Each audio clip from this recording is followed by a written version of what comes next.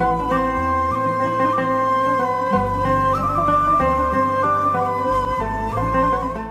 اللہ الرحمن الرحیم۔ حضور سیدنا ابو محمد عبد القادر بن موسیٰ بن عبداللہ الشافعی الحنبلی رحمۃ اللہ تعالی علیہ،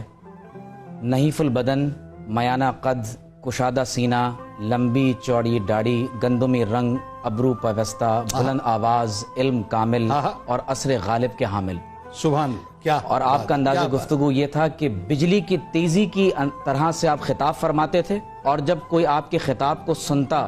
تو ایسا لگتا تھا کہ آپ کا کلام بجلی کی کڑک کی طرح اس کے دل پر اثر انداز ہو رہا ہے۔ اور اس کی بنیادی وجہ کیا ہے کہ آپ خود ارشاد فرماتے ہیں، اور یہ واقعہ ابن ملقن اور ابن حجر حیتمی، جلال الدین سیوطی، اکابر علماء نے اپنی کتابوں میں لکھا ہے کہ حضور علیہ الصلوۃ والسلام نے فرمایا کہ جس نے مجھے حالت خواب میں دیکھا عنقریب مجھے حالت بیداری میں بھی دیکھے۔ حضور غوث اعظم رضی اللہ تعالیٰ عنہ فرماتے ہیں کہ میں بغداد میں حاضر تھا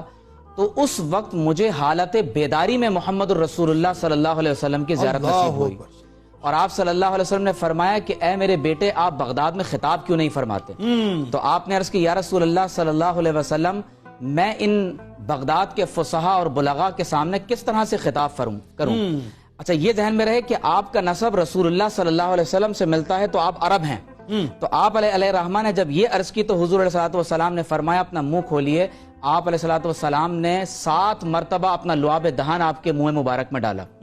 تو آپ فرماتے ہیں کہ پھر نماز ظہر کے بعد جب میں بیٹھا تو مجھے حالت بیداری میں حضرت علی المرتضیٰ رضی اللہ تعالی عنہ کا دیدار نصیب ہوا، اور آپ نے 6 مرتبہ اپنا لعاب دہن میرے منہ میں ڈالا اور فرمایا کہ میرے بیٹے آپ خطاب کیا کریں۔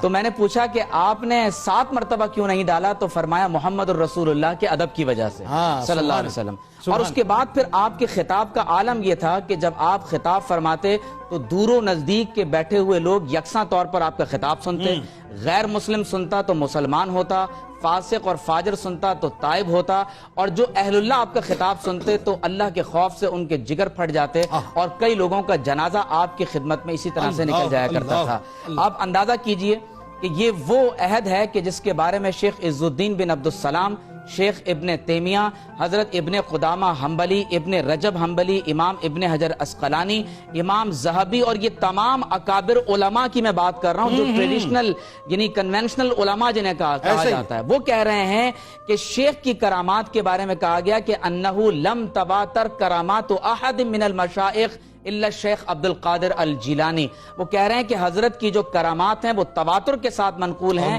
لیکن سب سے بڑی کرامت آپ کی یہ ہے کہ آپ نے مردہ دلوں کی مسیحائی ایسے فرمائی کہ دلوں کے قبرستان میں آپ نے جان ڈال دی ہے۔ اور آپ کے بارے میں یعنی کیا خوبصورت بات ہے کہ اتنا بڑا مقام و مرتبہ کہ قطب اس ذات کو کہتے ہیں کہ جو قطب ستارے کی طرح آسمان پر ایسے چمکتا دمکتا ہو کہ زمانہ ان کو دیکھ کر منزل کا تعین وہ الگ ہی نظر آتا ہے، وہ الگ ہی نظر آتا ہے۔ قطب اس کیل کو کہتے ہیں جس کے گرد چکی گھومتی ہے، جس کے گرد زمانہ گھومتا ہو، قیوم زماں اور لا مکاں ہو، اس کو عبد القادر الجیلانی کہتے ہیں۔ اس کے باوجود راستے میں کوئی بچہ کھڑے ہو کر روک لیتا، اس کی بات سنتے، غریبوں فقیروں کے ساتھ بیٹھ کر کھانا تناول کرتے، لاوارث بچوں کو نہلاتے، ان کے سر صاف کرتے، اور شان استغنا یہ ہے کہ بادشاہ آ جاتا تو اس کے لیے کبھی کھڑے نہ ہوتے۔ ایک مرتبہ بغداد کے بادشاہ نے ایک ظالم کو قاضی القضات لگا دیا، اور جیسے ہی وہ آپ کی مجلس میں جمعے کے وقت آ کر بیٹھا تو آپ نے خطاب میں فرمایا وَلَّيْتَ عَلَى الْمُسْلِمِينَ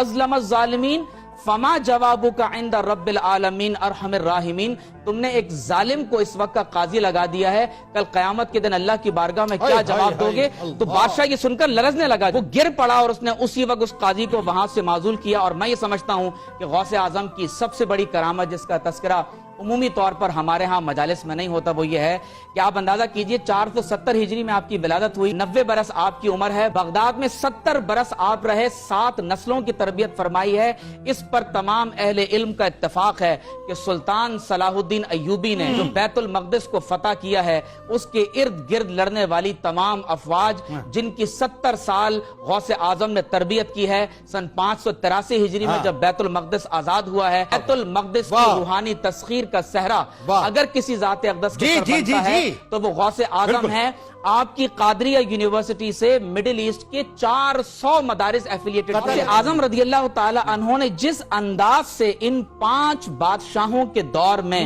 آپ نے لوگوں کی روحانی تربیت فرمائی، عقلی اور علمی اعتبار سے ان کی تربیت فرمائی، اور اسی لیے جو آپ کے بارے میں جو آپ نے روحانی مقام و مرتبے کی بات کی ہے تو میں یہ سمجھتا ہوں کہ وَأَمَّا بِنِعْمَةِ رَبِّكَ فَحَدِّثْ، سبحان اللہ، جو آپ یہ فرما رہے ہیں کہ قدمی ہذہ علی رقبۃ کل ولی اللہ، یہ دراصل وہ مقام و مرتبہ ہے جو اللہ تبارک و تعالی نے آپ کو عطا فرمایا، بے شک، اور پھر آپ اس کا اظہار فرما رہے ہیں۔ ٹھیک، اور یہاں پر میں صرف ایک بات آپ کے یعنی کیونکہ آپ کی کرامات کے بارے میں ہو رہی ہے تو شیخ نے فرمایا اگر ساری دنیا میرے قبضے میں دولت کے طور پر دے دی جائے تو میرا دل کرے گا کہ میں تمام بھوکوں کو کھانا کھلا دوں، اور فرمایا ہر وہ حقیقت، ہر وہ کرامت و حقیقت بظاہر کرامت نظر آ رہی ہے، فرمایا جس کی شریعت تائید نہیں کرتی وہ باطل ہے۔ کرامت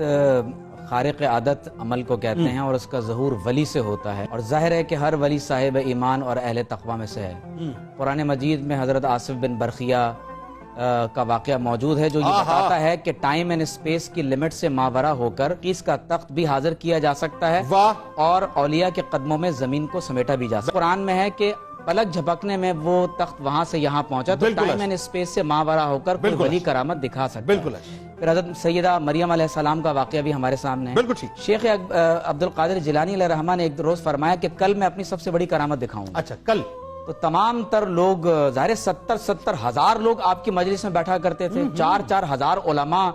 دوات اور قلم لے کر بیٹھا کرتے تھے کہ آپ کے ملفوظات کو لکھا جائے۔ اب سب لوگ جمع ہو گئے نماز فجر میں آپ کے پیچھے آ کر میں خود بڑا متوجہ ہو گیا ہوں آپ کی اس بات تو حضرت غوث اعظم علیہ الرحمہ نے آپ نے نماز فجر کو باجماعت ادا کیا،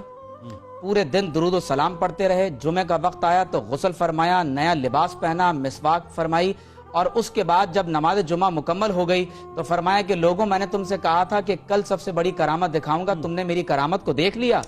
تو لوگوں نے پوچھا کہ حضرت آپ نے تو کوئی کرامت نہیں دکھائی، تو آپ نے فرمایا کہ میں نے کسی حرام کام کا ارتکاب نہیں کیا، میں نے کبھی جھوٹ زبان سے ادا نہیں کیا، میں نے نمازوں کو وقت پر ادا کیا، آج تمام سنتوں کو ادا کیا۔ فرمایا اکبر کرام علی، فرمایا کہ میری سب سے بڑی کرامت ہے۔ سبحان اللہ۔ پھر آپ کے ایک مرید ہیں، آپ کے حلقے میں درس میں آیا کرتے تھے، رات کے وقت حضور علیہ السلام کی زیارت ہوئی، عرض کی یا رسول اللہ صلی اللہ علیہ وسلم آپ مجھ پر کرم فرمائیں کہ میرا خاتمہ بالایمان ہونا چاہیے، آپ کرم فرمائیں میں آپ کا کلمہ پڑھتے پڑھتے دنیا فانی سے چلا جاؤں۔ تو فرمایا فکر کی کوئی بات نہیں، تم شیخ عبد القادر جیلانی کی مجلس میں حاضر ہوتے ہو، اللہ تمہارا خاتمہ بالایمان فرمائے گا۔ اور یہ عین حدیث کے مطابق ہے کہ حضور علیہ السلام نے فرمایا، یہ حدیث مسلم شریف کی ہے اور حدیث قدسی ہے کہ اللہ نے فرمایا ہم القوم لا یشقى بهم جلیسہم، اللہ والوں کے ساتھ بیٹھنے والا بدبخت نہیں ہوتا۔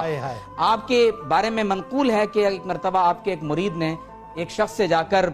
1 گز کپڑا 1 اشرفی کے عوض، آپ نے اتنا بڑا کپڑا خریدا جو ایک انسان کے لیے پورا ہوتا ہے، تو اس نے کہا کس کے لیے خرید؟ تو کہا عبد القادر الجیلانی کے لیے۔ تو کہا کہ دل میں خیال آیا کہ انہوں نے تو بادشاہوں کے لیے بھی آج کپڑا نہیں چھوڑا، دل میں یہ خیال آنا تھا، بدگمانی پیدا ہوئی۔ کہا جاتا ہے اولیاء کی غیبت نہ کرو، ان کے لحم مسموم ہوتے ہیں، ایمان کا خطرہ لاحق ہو سکتا ہے۔ تو آپ کے بارے میں آتا ہے کہ اسی وقت اس شخص کے پیر میں کیل چوبی، مرنے کے قریب ہو گیا، آپ کی بارگاہ میں لایا گیا، آپ نے لعاب دہن لگایا، اس کا پیر صحت یاب ہو گیا، اور فرمایا کہ تو نے جو میرے بارے میں دل میں بدگمانی کی تھی یہ اس کا بد اثر تجھ پر ظاہر ہوا، اور اے شخص میری بات سن لے، وہ کپڑا میں نے کفن کے لیے خریدا۔ میں ایک اور یہ بات میں آپ سے عرض کروں کہ ایک مرتبہ آپ حج کے لیے تشریف لے جا رہے ہیں اور آپ نے ارشاد فرمایا کہ لوگوں کو ایسا گھر تلاش کرو کہ جہاں ٹوٹا پھوٹا سامان ہو، گھر نہایت بوسیدہ ہو، فرمایا کہ میں اس گھر میں قیام کروں گا۔ بڑے بڑے رؤساء کھڑے ہوئے ہاتھ باندھ کر، حضرت ہماری گاڑی میں تشریف فرما ہو جائیں، ہمارے گھر چلیے، لیکن آپ نے نہایت ہی بوسیدہ گھر جب تلاش کیا تو آپ کی کرامت یہ ہے کہ جب لوگ اس گھر پہنچے تو پتہ چلا کہ ایک لڑکی ہے اور اس کا ایک نہایت ہی بوڑھا ضعیف باپ ہے۔ آپ نے گھر کا سارا سامان اس گھر میں رکھ دیا اور تمام آپ کے رفقا نے بھی وہاں دے دیا، وہ مالدار ہو گیا۔ ایک آخری کرامت بس آپ کی میں عرض کروں کہ جب آپ کے وصال کا وقت قریب آیا تو آپ نے جو واعظ و نصیحت فرمائی اس کے بیان کا اس وقت نہیں، آپ اپنے زندگی کے آخری لمحات کیسے گزار رہے ہیں؟ اللہ اللہ اللہ، آخری الفاظ آپ کی زبان اور اسی انداز میں آپ کا وصال ہو گیا۔